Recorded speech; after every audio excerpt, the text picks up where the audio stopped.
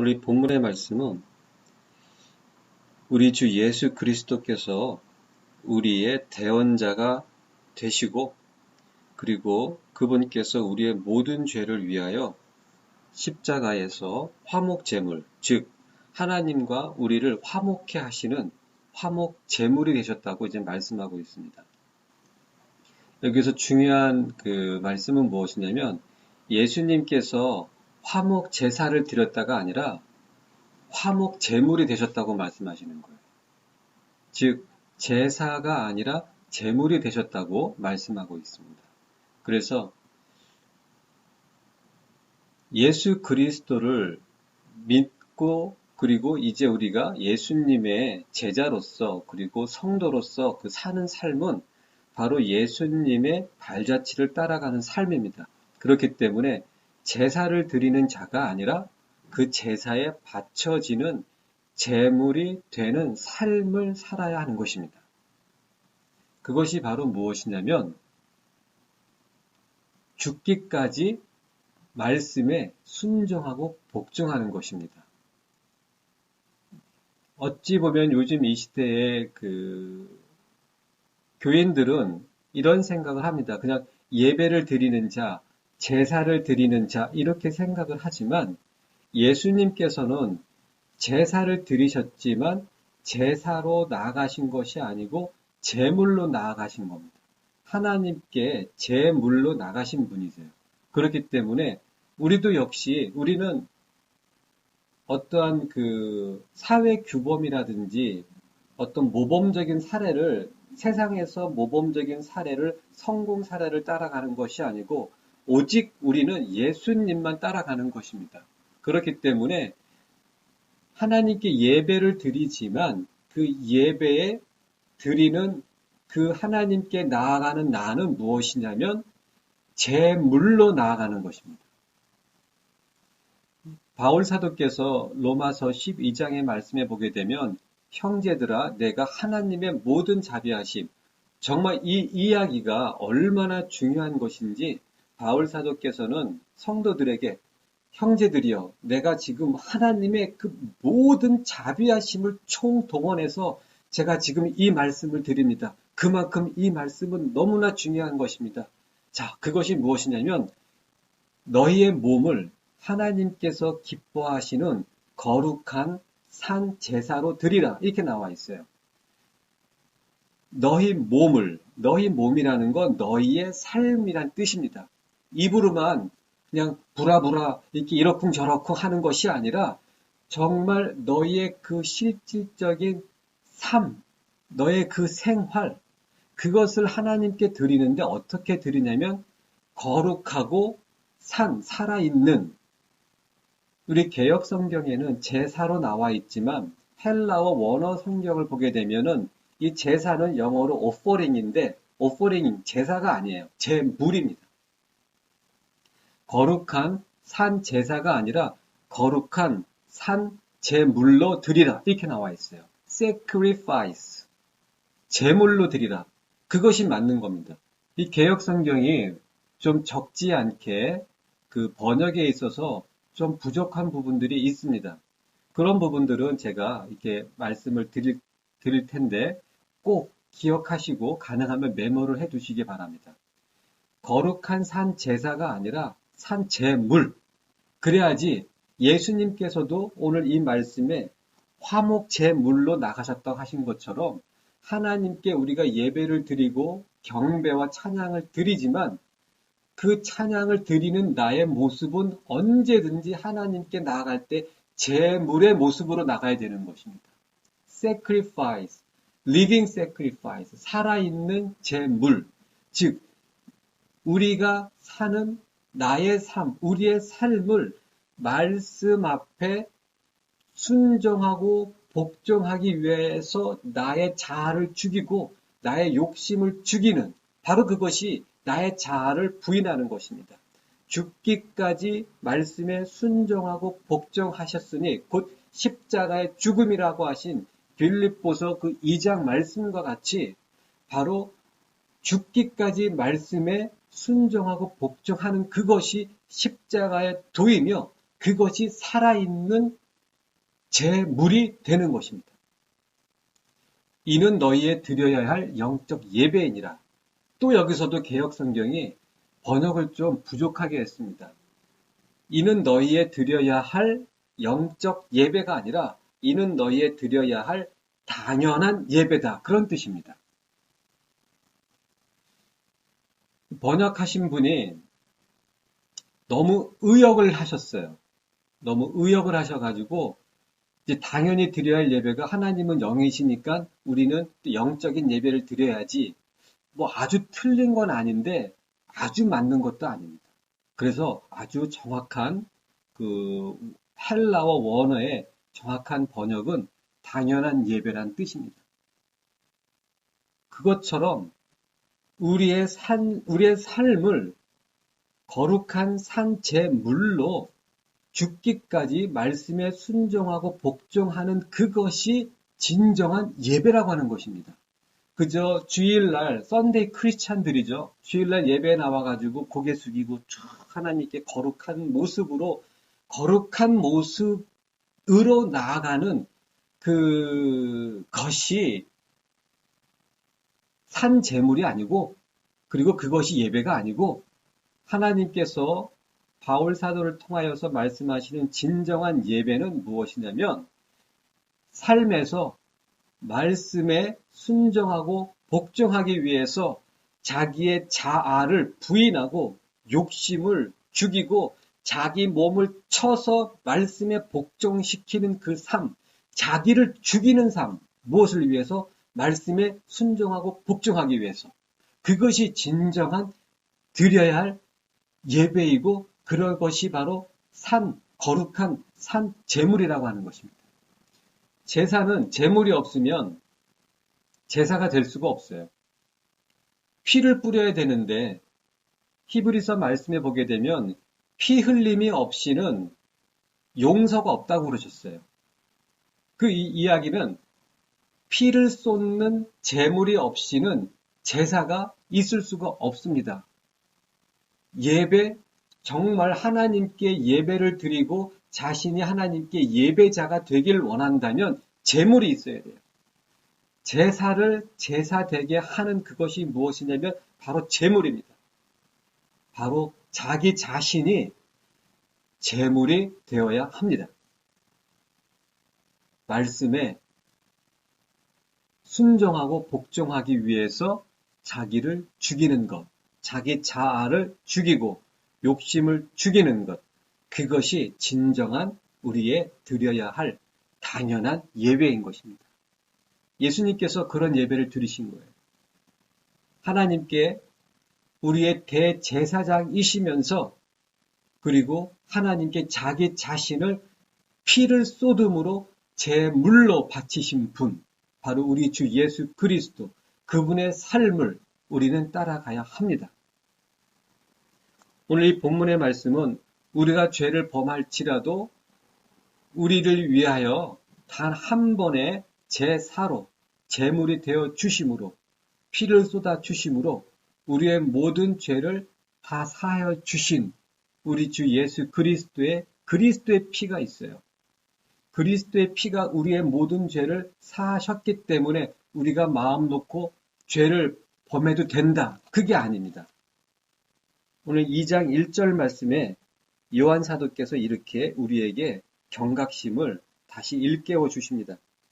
나의 자녀들아, 내가 이것을 너희에게 쓰면 너희로 죄를 범치 않게 하려 함이라. 바로 이 말씀이에요.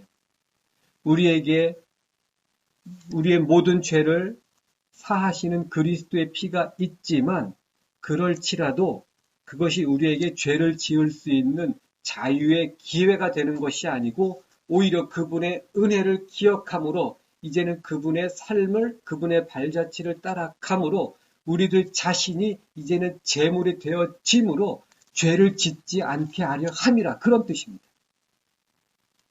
그리스도의 피로 우리의 죄가 다 씻김 받았기 때문에 이제는 마음 놓고 죄를 지어도 된다. 죄송하지만 그런 마음을 갖고 지금 신앙생활을 하고 있는 분이 계시다면 정말 회개해야 합니다. 그 마음 하나님 앞에 정직하고 그리고 진정으로 회개하지 않는 한 그 결과는 지옥입니다. 사람들이 이러한 거짓 복음에 현혹되어 있습니다. 왜냐하면 그 무엇이냐면 그리스도의 피가 우리의 모든 죄를 사하셨다면 우리가 예수님을 믿는 그 순간 그리스도의 피가 우리의 모든 죄를 사하셨다면 우리가 지옥에 갈 이유가 없지 않습니까? 이렇게 얘기를 하는 겁니다. 그리고 그렇게 지금 현대 교회의 그 구원에 대해서 그렇게 가르치고 있어요. 예수 그리스도의 피가 우리의 모든 죄를 다 씻어 주셨기 때문에 우리의 구원은 절대 잃지 않고 우리의 구원은 영원히 보장됩니다. 그런 분들에게 성경 말씀은 이렇게 경고합니다. 왜 그러면 하나님께서는 회개하라고 말씀하셨습니까? 회개라는 것은 죄를 범했을 때 회개하는 것인데 예수 그리스도의 피로 모든 죄가 씻음 받았다면 왜 하나님께서는 바울 사도를 통해서 그렇게 외치고 계십니까? 회개하라고. 베드로 사도 또한 사도행전 2장을 보게 되면 회개하라고 외치고 있습니다. 그들이 성경을 몰라서 외치고 있는 것입니까? 하나님께서 그들에게 성령님으로 감동을 주심으로 그들이 이 성경 말씀을 기록했다고 하는 것을 기억하시기 바랍니다. 죄를 짓게 하는 우리의 죄는 그리스도의 피로 사함을 받았지만 그 죄를 짓게 했던 이 욕심이 해결되지 않았다고 하는 것입니다. 야고보 사도가 1장 말씀에 이렇게 말씀하고 계십니다. 오직 각 사람이 시험을 받는 것은 자기 욕심에 끌려 미혹됨이니 이렇게 나와 있어요. 이 욕심이 해결되지 않으면 이 미혹의 영이 우리에게 유혹으로 다가왔을 때에 이 욕심은 그냥 쫓아가게 되어 있습니다. 그래서 그 미혹을 쫓아가고 그 더러운 유혹을 쫓아가가지고서 결국에 하는 것이 무엇이냐면 이 욕심의 결과가 무엇이냐면 죄입니다. 욕심이 잉태한 즉 죄를 낳고 죄가 장성하여 사망을 낳느니라. 자, 그 죄는 그리스도의 피로 사함을 받았습니다. 분명히 말씀에 의거하여 그 죄는 그리스도의 피로 해결이 되었어요. 하지만 왜 하나님께서는 그 사도들 통해서 회개하라고 하셨을까요? 도대체 무엇을 회개하라는 말씀입니까? 바로 죄성입니다. 그 욕심. 예수 그리스도께서는 너희의 죄를 부인하라 그런 말씀 안 하셨어요. 예수님께서는 우리의 자아를 부인하라고 하셨습니다. 우리의 마음, 죄성이 있는 우리의 마음, 그 자아를 부인하라고 하셨어요. 그렇지 아니하고는 너희가 능히 내 제자가 되지 못하리라. 자아를 부인하지 않고는 십자가를 질 수가 없습니다. 십자가를 지지 않고서는 예수 그리스도의 제자가 될 수 없습니다. 그리고 그 십자가를 지지 않는 자는 우리 예수님께서 마태복음 10장을 통해서 이렇게 말씀하십니다. 내게 합당치 않은 자라고. 십자가를 지지 않는 자는 내게 합당치 않은 자라고 말씀하셨어요. 그게 무슨 뜻입니까? 예수님과 관계가 없다는 뜻입니다. 그건 또 그 결과는 무엇입니까? 지옥이에요. 즉, 욕심을 해결하지 않으면 죄는 그리스도의 피로 씻음 받음으로 해결이 되었을지라도 이 욕심이 이 자아가 부인되어지지 않으면 그 마침은 지옥이라는 뜻입니다. 정말 정신 차리시길 바랍니다. 깨어나시길 바랍니다. 그 거짓 복음, 정말 입맛에 맞고 욕심대로 살아도 구원을 잃지 않는다고 하는 그 거짓 복음에서 깨어나 정말 도망쳐 나오시길 바랍니다. 요셉이 그 보디발 장군의 아내가 정말 그 성관계를 맺으려고 정말 유혹함으로 이 요셉의 옷을 붙들고 늘어졌을 때에 이 요셉은 그 옷을 벗어버리고 그냥 도망쳐 나오는 것처럼 이 거짓 복음으로부터 정말 뭐 미련 두지 마시고 뭘 가져오고 거기서 뭘 들고 올 거 생각하지 마시고 그냥 도망쳐 나오시길 바랍니다. 그게 살 길이에요. 요셉이 누명을 쓰죠. 그래가지고 감옥에 갑니다. 그게 하나님의 인도하심이에요.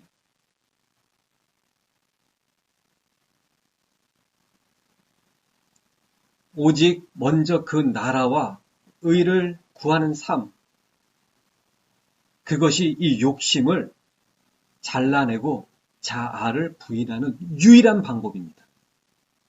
먼저 그 나라와 의를 구하는 것만이 자아를 부인하는 유일한 방법이에요. 다른 방법 있으면 좀 저에게 알려주시길 바랍니다. 쉽게 갈 수 있게. 하지만 쉬운 길이 없어요. 하지만 그 길이 우리 주 예수 그리스도께서 우리에게 주신 가장 합당한 길이고 그것이 최선의 길이라고 하는 것입니다. 처음에는 먼저 그 나라와 의를 구하는 것, 말씀에 순종하고 복종하기 위해서 정말 내 몸을 쳐서 복종시키는 그것이 참 어렵습니다. 참 어렵습니다. 하지만 포기하지 않고 계속 포기하지 않고 계속 하는 겁니다. 그러면 예수님께서는 마태복음 11장에 이렇게 말씀하고 계십니다. 수고하고 무거운 짐진 자들아 다 내게로 오라. 내가 너희를 쉬게 하리라 하면서 너희는 내 멍에를 메고 말씀하셨어요. 내 멍에는 지기에 쉽고 그리고 지기에 가볍다 말씀하고 계시는 거예요. 즉 말씀대로 사는 삶이 결국에는 정말 쉬운 것이고 가벼운 것이라고 말씀하고 계시는 거예요. 요한 사도께서도 이 앞으로 하겠지만 이 요한일서 5장에 이렇게 말씀하고 계십니다. 하나님의 계명은 무거운 것이 아니니라. 그렇게 말씀하고 계시는 거예요. 할렐루야. 우리가 너무 욕심대로 살다 보니까 이 욕심을 죽이는 게 힘든 거예요. 하지만 이 말씀 안으로 딱 들어서게 되면 진작에 말씀으로 살 걸. 진작에 이 말씀을 붙잡고 살 걸. 예수님께서 말씀하시는 겁니다. 수고하고 무거운 짐진 자들아. 즉 자기 욕심대로 이 세상에서 이 세상 것 바라보면서 자기 욕심대로 사는 그것이 정말 아주 힘든 수고이고 그것이 정말 무거운 짐을 진 삶이라고 하는 것입니다.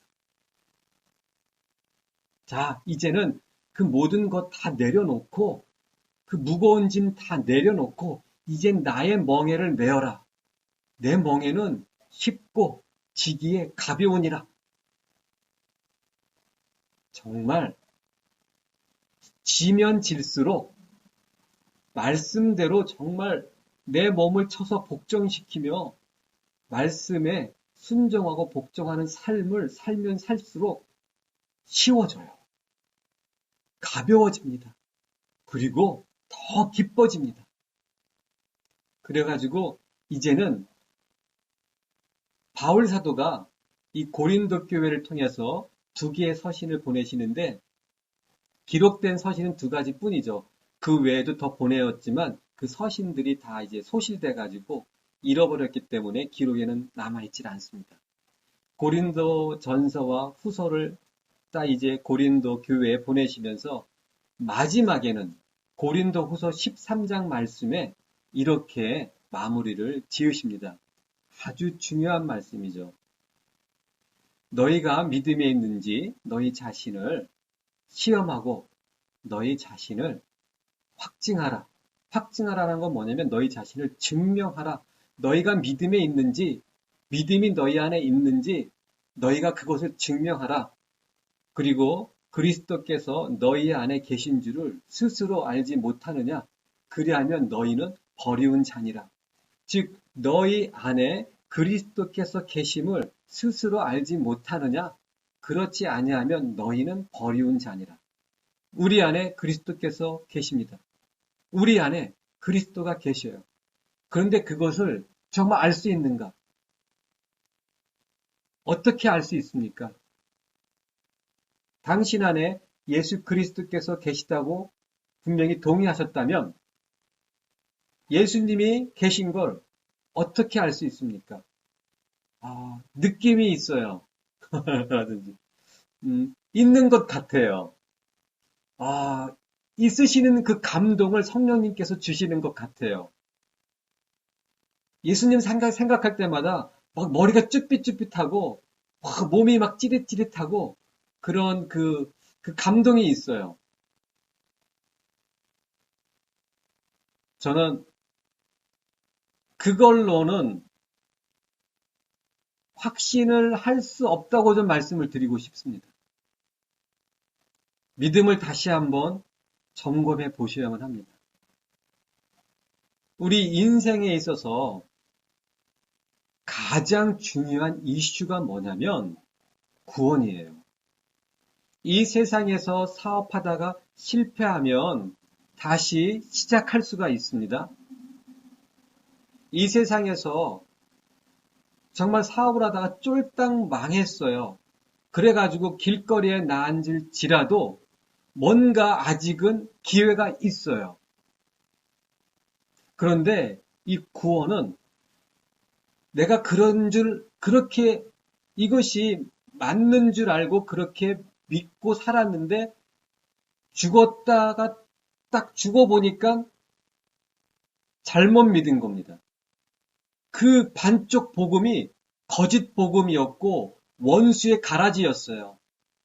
딱 보니까 자기가 그 부자와 같이 누가복음 16장에 그 부자와 같이 그 음부에서 그 불구덩이 속에서 괴로워하고 있는 자기 자신을 발견했을 때에는 이미 늦은 것입니다. 더 이상 기회가 없어요. 우리 인생에 있어서 가장 중요한 그 주제는 무엇이냐면 세상적 성공도 아니고 자녀의 대학 진학도 아니고 취업도 아니고 결혼도 아니고 사업의 성공도 아니고 오직 한 가지 구원이에요. 그것은 돌이킬 수가 없기 때문에 정말 내 안에 우리 안에 예수님이 계시다고 하는 그 확고한 그 증거, 증명할 수 있는 그 증거는 무엇이냐면 내 안에 먼저 그 나라와 의를 구하고자 하는 그 열망, 그것이 내 안에서 살아있는가 그것입니다.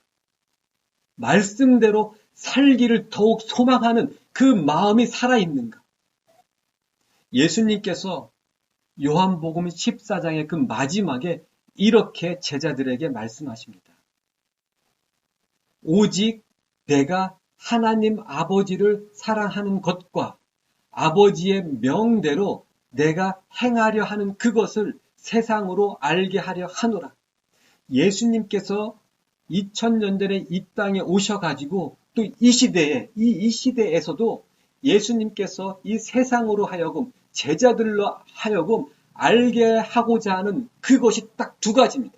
무엇이냐면 내가 하나님을 사랑하는 것과 내가 하나님 말씀에 온전히 순종하고자 했던 것, 바로 사랑과 순종입니다. 하나님을 사랑하십니까? 당신은 그렇다면 말씀에 순종하는 삶을 살고 있습니까? 순종, 사랑, 이것은 예수님 안에서는 같은 동의어입니다. 예수님 안에서는 사랑과 순종은 같은 의미예요. 그렇기 때문에 이제 앞으로 오늘 본문에도 잠깐 나와 있지만 예수님께서 요한복음 14장에 나를 사랑하는 자는 나의 계명을 지키느니라 말씀하고 계셨습니다. 나의 계명을 가지고 지키는 자라야 나를 사랑하는 자니 이렇게 말씀하고 계십니다. 요한 사도께서도 하나님을 사랑하는 것은 이것이니 곧 그의 계명을 지키는 것이라. 이제 4장 말씀에 나와 있어요. 2장에도 계속적으로 동일한 말씀이 나옵니다. 예수 그리스도 안에서 사랑과 순종은 동의어입니다. 그런데 더러운 원수 마귀는 믿음과 순종을 분리하려고 하는 것처럼 사랑과 순종도 분리해 놓으려고 합니다. 하나님 사랑하시면 되는 거예요. 계속 사랑만 강조하는 것입니다. 이 더러운 것들, 이 거짓 복음, 반쪽 복음은 거짓 복음입니다. 사랑과 우리 주 예수 그리스도 안에서 사랑과 순종은 동의어이고 분리되어질 수 없는 것입니다. 깨어나시길 바랍니다.